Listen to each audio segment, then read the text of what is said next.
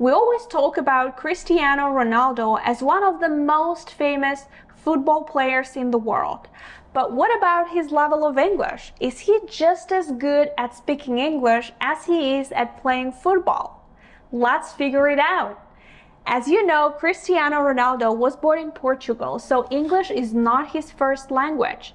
Actually, he started learning English quite late, when he was 18, when he signed, I believe, with Manchester United. And today, we're going to have a look at some parts of his recent interview with Piers Morgan, and we're going to see what level of English he currently has, and maybe we're going to learn something from him. So let's go. Because I think that you've had to sustain a lot of criticism this year in particular, probably more than at any stage in your career. And I think it's time to set the record straight and to clear up a few things, not least, I suspect, for the fans of Manchester United. You must be wondering what the hell's been going on. Oh, as I say many times, the fans, I'm always gonna say good about them. They are the most important things in football. You play for them, they're always in my side. One thing that I love about Cristiano Ronaldo is his confidence. From this video, you could see that his English is not perfect, but it doesn't stop him. He just keeps going. And this is probably the most important thing that we could learn from him. But let's have a look at some grammar and vocabulary points. And I'm going to comment on certain expressions, not all of them, that Cristiano Ronaldo used. And we're going to learn together. So the phrase that I personally liked that he used was, "They're always in my side." That's a great expression. Normally we use a different preposition though. So I would say they are always on my side, to be on someone's side. Another phrase that he used was, "I'm always gonna say good about them." He refers to his fans. We understand what he means, but I think it would be better to say, "I'm always gonna say good things about them." So we don't say to say good about someone, but we would say to say good things about someone. Let's move on to the second part. I was surprised in the same way, but it was conscious decision because the heart speaking loud in that moment. You were a Manchester United legend. So when you say your heart led you, it's because of that, the history you had with the club and the relationship you maintained with Sir Alex, with the fans. I absolutely loved the collocation, "a conscious decision," that he used. When we say that it was a conscious decision, it means that we knew what we were doing. And in this case, he also knew what he was doing. There is just one grammar mistake, a very common mistake among language learners, the article. So we need to say it was a conscious decision. But what a comeback. How did that feel that day when you came off the pitch? Well, that feeling was amazing, but not only the day of the game. I felt before the week before that everything changed. The world speak about me, Cristiano, back home, back where they belong.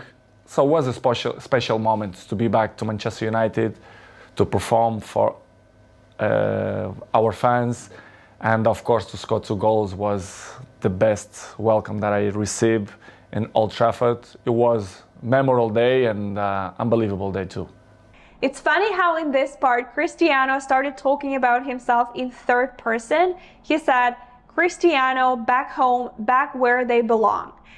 We can see he mixed up a few pronouns here. Instead of saying he said they, but the phrase itself is actually great. In English we say to be back to where you belong, which means to go back to where you feel like home.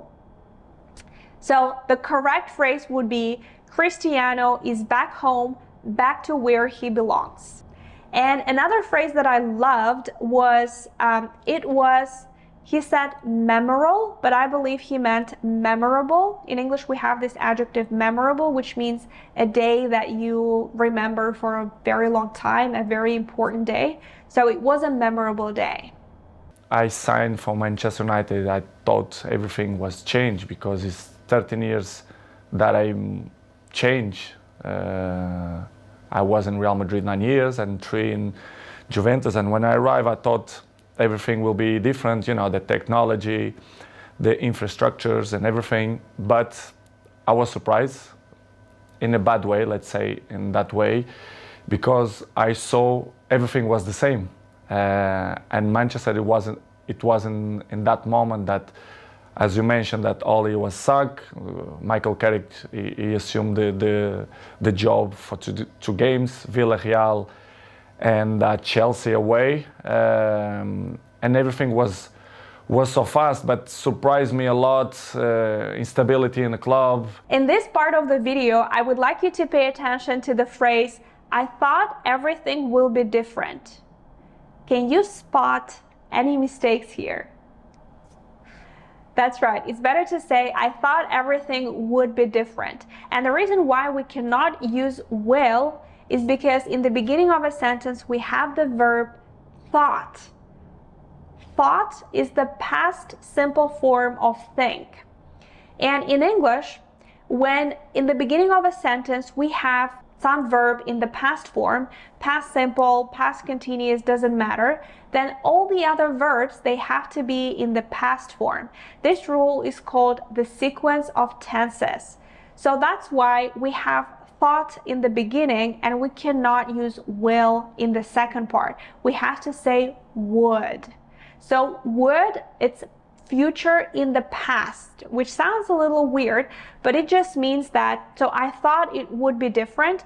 In the past, I thought about the future. So like future from the perspective of our past, future in the past. I thought it would be different. Another example, you could say, I thought I would come home on time. I thought everyone would be happy. I thought something would.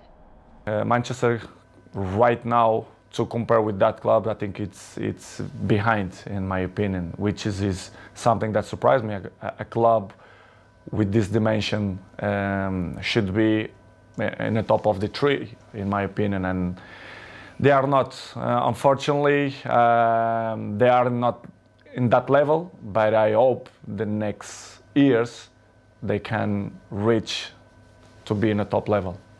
There was a very funny expression in this part that he used. He said, a club with this dimension, normally we don't use the word dimension. I would say a club of this scale, meaning like it's a very like popular club that everybody knows about. A club of this scale, and then he said, should be in the top of the tree. This is not an English expression. We don't have it in English, but I know what he meant. I think he translated that expression from the Portuguese language. If you speak Portuguese, please let me know in the comments if that's true. And it's a great expression. I was thinking like, what could we say in English? And I would probably use the adjective top notch. A club of this scale should be top-notch. It should have the best infrastructure, the best everything. They are one step behind or two because of this kind of mistakes, in my opinion. They should improve and change probably the staff or the people, the directives or presidents, I don't know.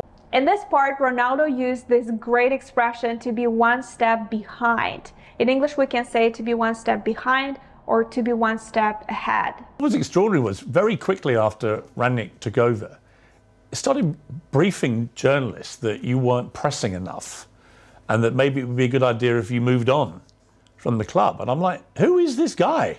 And why is he saying this to the man who's scoring the goals? To be honest, Piers, it's something that I don't understand. It's the new coaches that coming around, they think they find the last Coca-Cola in the desert, which is I don't understand. The football there invents many years. So, but I respect any coach have a different approach, different opinions, different mentality. I was laughing after watching this part because Cristiano Ronaldo used this very funny expression to find the last Coca-Cola in the desert. We don't have this expression in English. I believe it's again translated from either Portuguese or Spanish. Please Let me know in the comments. I really want to know this. And I was actually trying to find some expression in English that would be just as funny, and I couldn't find anything. But the meaning is that the person thinks highly of himself or herself. That's the idea, right? So when you think that you know better, that you are the most important, then I guess this phrase could be used. Let's have a look at another part. I'm there every morning. I do the same stuff. I'm probably the first ones to arrive and the last ones to go out. I think the details speak for itself. So, because as I told you before, they listen one thing and in 2 minutes they already forgot and do it whatever they think it's better. This is why I say I like to lead by example. In this part, Cristiano tried to use this very cool idiom. So he said they listen one thing and in 2 minutes they already forgot. And we can understand what he is trying to say. In English, the idiom goes like, it goes in one ear and out the other. It means that some people, they listen to what you say and then next second they already forgot about it. So they're not really listening to you. They don't hear it, you know, it goes in one ear and out the other. And in this part, I also loved the following expressions that he used. The details speak for themselves, he said. A great expression. We also say actions speak louder than words. This is also like a very similar phrase. And he also said that he liked to lead by example. To lead by example, that's a cool phrase. Let's move on to the next part. I'm a appetitive fruit. I don't know if we... A what? A fruit that people want to bite. Yeah. I don't know how you can say in English. Any particular fruit or? Let's Nice say peach. strawberry. But I don't know the reason. I mean, what's incredible to me is the power you have. Appetite Appetite fruit. fruit. I don't know if it makes sense in English, but if it don't make sense, you learn. I'll research appetite fruit, yeah. Okay. I mean, This is probably the funniest moment in the video. I'm a appetitive fruit, said Cristiano Ronaldo. So we don't have the adjective appetitive in English. I have no idea what it means. So guys, please let me know in the comments, those who speak Spanish or Portuguese. But we do have this expression in English that I think is very similar to what he was trying to say. A forbidden fruit. When you say that something is a forbidden fruit, it means that everybody wants it, but it's kind of off limits, it's restricted, and you can't have it. And that's exactly why everybody wants it. I think it's a great phrase to use. I see football piece the last years as a business. I saw many things that I'm disappointing. The passion for the game is still intact. Wow, so this phrase that he used, the passion for the game is still intact, is actually pretty advanced. The adjective intact is quite advanced. It means that it's not destroyed, it's not damaged, it's still there. So he's still very passionate about playing football. it's got to be Cristiano's fault. Exactly, it's always my fault. The problem's always me. I look like I'm the black sheep, Right. which is I don't like. If you do it good, or if you do bad, they're always gonna find some criticize. Black sheep. This is a great expression and we do have it in English, but I think this is not exactly what Cristiano Ronaldo wanted to say. Because a black sheep is a person who doesn't fit in, a person who creates trouble for everyone else in the group, who embarrasses other people, and other people don't accept him because of that. But here, this is not what Cristiano is talking about. He's talking about the fact that in his team, when something goes wrong, even though it's not his fault, he's the one to blame because he has so much popularity. And in this case, I believe he wanted to use the expression a scapegoat. A scapegoat is a person who is blamed for something that he didn't do. So if you say, I feel like I'm a scapegoat, it means that you feel like people are blaming you for something that you had nothing to do with. Well, you can't jail a whole country, you know? They needed a scapegoat. Now let's move on to the last part of the interview, and after that I'm going to tell you what level of English Cristiano Ronaldo has. But I like guys that they don't lie, they speak honest, they be frontal. And I'm not negotiate my morals. My morals always will be intact. In this part, Cristiano said that he loved the guys who were frontal. We don't use the adjective frontal in English. We say straightforward, which means he loves the people who are very honest and frank. And the last expression that I absolutely loved was, I'm not negotiating my morals, which means that he's a very strong-minded person. He knows his values, and he's not ready to negotiate them. Now let's move on to the most important part of this video. What level does Cristiano Ronaldo have? After watching this video and a few other interviews with him, I could say that his level is intermediate. And although he's still making mistakes and obviously his English is not perfect, it doesn't stop him from getting his message across.